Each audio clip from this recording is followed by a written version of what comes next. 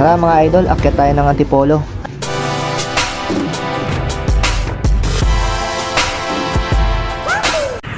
Nandito na tayo sa Mindanao Avenue, galing tayo ng Valenzuela. Hindi ko pa alam kung saan ako papadyak kung sa Poso-Poso o magsusumulong ako Antipolo Church.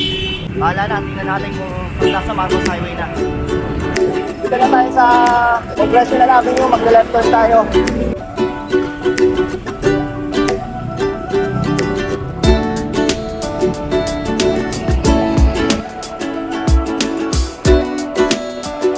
So na-avenue flyover, Katipunan Avenue na tayo.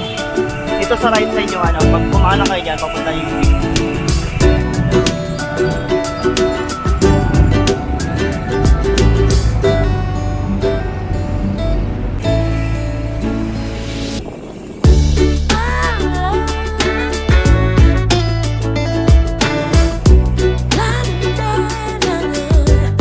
By the word, sir. Pasok mo. Doon lang. Okay, ingat. Kamrad, nakita sticker.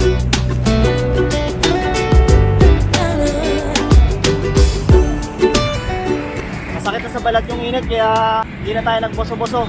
Tingin ko kasi mas mainit doon pagka ganitong oras na. Punta na lang tayo ng taktak. Tapos mag-church visit tayo sa katedral.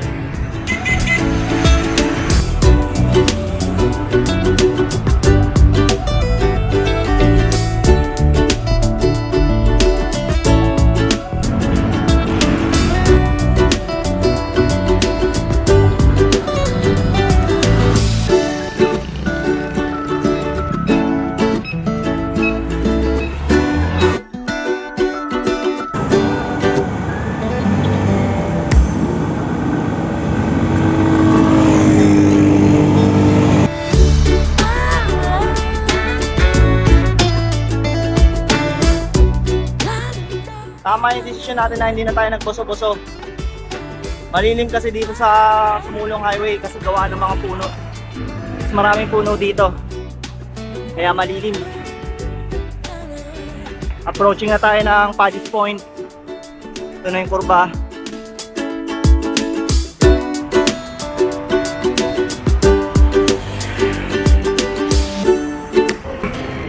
Ito naman kagandaan sa solo ride wala kang hinihintay pacing, hindi ka nagpapadali, or wala kang hinihintay ng mga kasama.